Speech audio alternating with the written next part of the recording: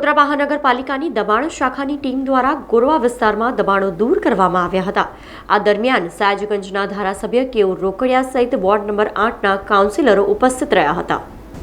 વડોદરા શહેરના ગોરવા વિસ્તારમાં TP 55A 55B non ટીપીના 24 મીટરની રોડ લાઇનમાં આવતા ગોરવા બાપુની દરગાહથી લઈ મધુનગર કેનાલ સુધીના દબાણ દૂર કરવાની કામગીરી કરવામાં આવી હતી। દબાણની કામગીરી દરમિયાન સયાજગંજના ધારાસભ્ય કેયુર રોકડિયા, વોર્ડ નંબર 8ના કાઉન્સિલરો તથા વોર્ડ પ્રમુખ અને કાર્યકર્તાઓ ઉપસ્થિત રહ્યા હતા।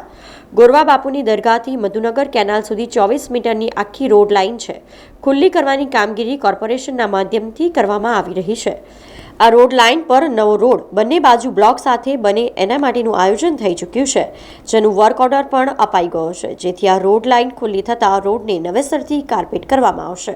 મધુનગર 4 રસ્તાથી બાપુની દરગાહના મેઇન રોડ પર એ જે 24 મીટરનો આખી રોડ લાઇન છે, એ આખી રોડ લાઇન ખુલ્લી કરવાની કામગીરી કોર્પોરેશનના માધ્યમથી કરવામાં આવી રહી છે। આ રોડ લાઇન પર નવો રોડ બંને બાજુ પેવડ બ્લોક સાથે બને એના માટેનું આયોજન થઈ ચૂક્યું છે। રોડનો વર્ક ઓર્ડર પણ અપાઈ ગયો છે, જેથી આ રોડ લાઇન ખુલ્લી થતા રોડને નવેસરથી કાર્પેટ કરવામાં આવશે। છેક બાપુની દરગાહથી લઈને બોરિયા તળાવ કેનાલ બ્રિજ છે ત્યાં લગી નવો રોડ કાર્પેટ કરીને લોક સુવિધામાં વધારો કરવામાં આવશે।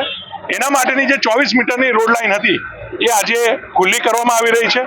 ભવિષ્યની અંદર મધુનગર 4 રસ્તાથી મધુનગર બ્રિજ સુધી અને મધુનગર બ્રિજથી ગોરખનાથ મંદિર સુધી આ રોડ લાઇન પણ અમે ખુલ્લી કરીને ત્યાં 12 મીટર અને 24 મીટરના બીજા રોડ પણ અમે બનાવવા જઈ રહ્યા છે।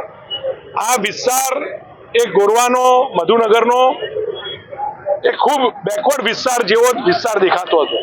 આ વિસ્તારને નવેસરથી કાર્પેટ કરીને પેવડ બ્લોક નાખીને એક સારો વિસ્તાર અને લોકોની અવર જવરનો મુખ્ય માર્ગ બને એ દિશાની અંદર અમે કામ કરી રહ્યા છીએ। સમાચારોના સતત અપડેટ માટે TNN ન્યૂઝને YouTube પર સબસ્ક્રાઇબ કરી બેલ આઇકોન પ્રેસ કરો અને અમારી સાથે જોડાયેલા રહો Facebook, Instagram અને Twitter ઉપર।